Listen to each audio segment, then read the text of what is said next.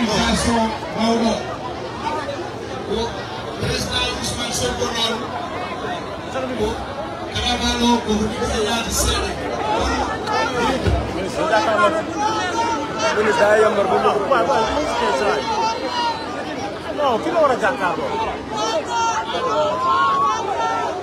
jiltan ko rokkuɗon deux confidence omin gaɗiɗe yewtude o wii kam ko musidɗo e Fouta en mbaɗi révolution avec Thierno Souleymane Ba après en 2003 no Mamadou Dia en joguino une bonne vision de développement mais Fouta yahani mais no aninde o waɗi agenda national de transformation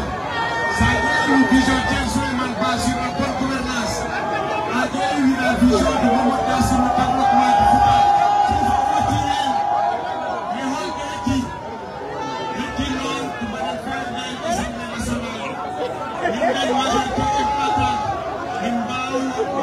mettre en œuvre l'agenda de transformation 2050.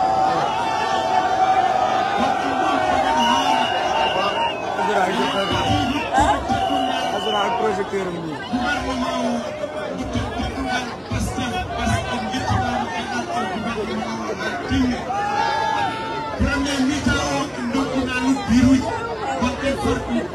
Deuxième mi-temps,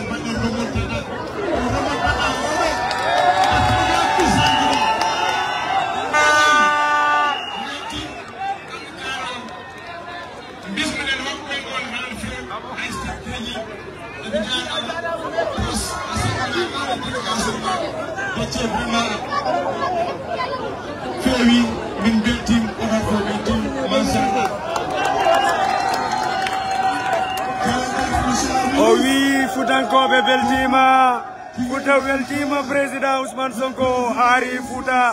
Fouta ne jogi Fouta koye projet o jeeya.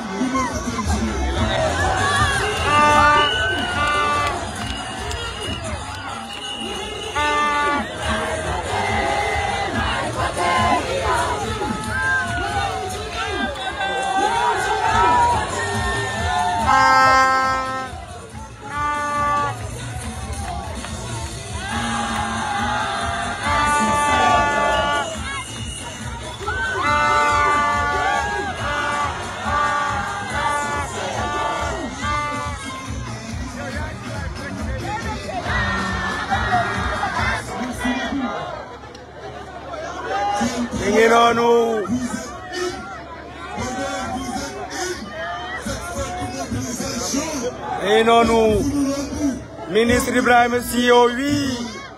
Podor e Fouta ko e projet o jeeya de président Ousmane Sonko ma o haalan mon joni ko Fouta jeeya e projet o.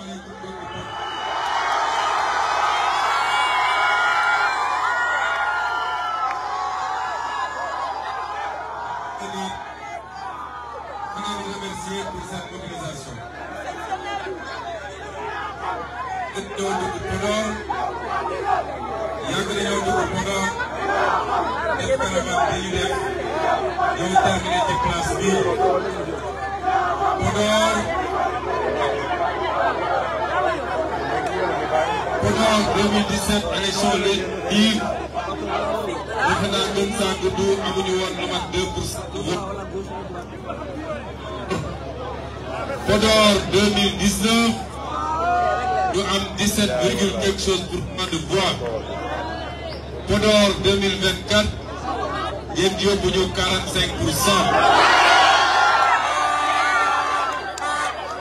mais Podor 2024 ñaata ngeen di yóbbu la liste de Pastef.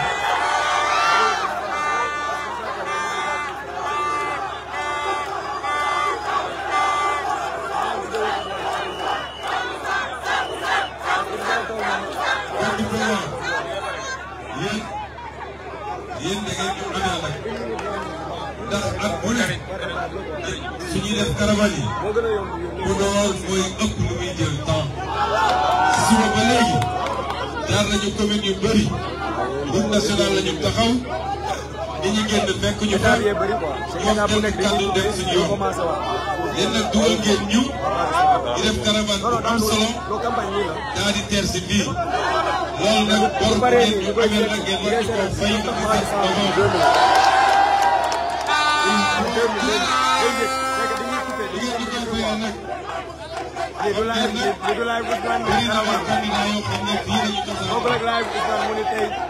fay le 17 novembre. Podor, il faut vous voter à 75% sur la liste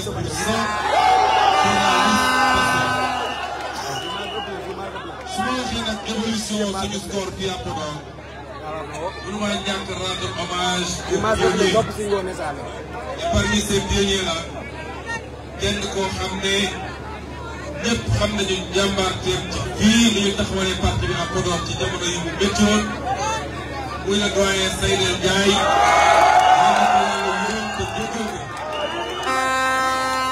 kon li fi des mooy ñun ñëpp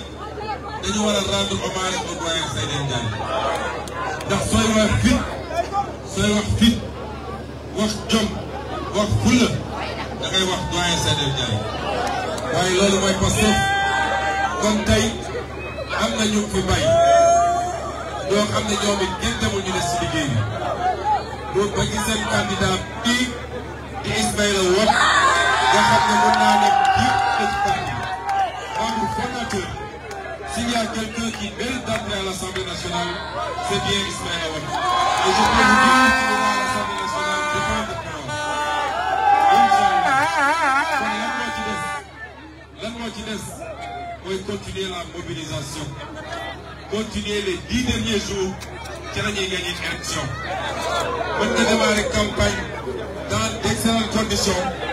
mais bu dee ni koy yeggalee baaxul mën nga am une mauvaise surprise campagne électorale nag léegi mun naa ne xam nañ ko bu baax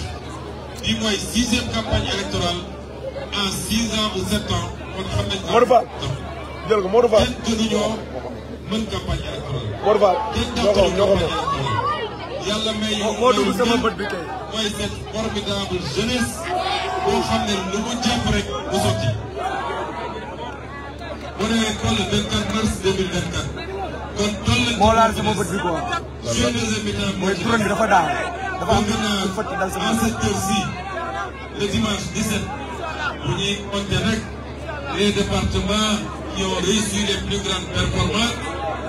ndax leen di waa Podor bu leen ci kenn jiitu ñu ngi leen di gërëm leen sant li ci des bëri la ngeen ñaanal ñu yeewi ñu gunge ñu dans la discipline et dans le calme ñu gën a continuer dem def yeneen étapes yi merci beaucoup Podor.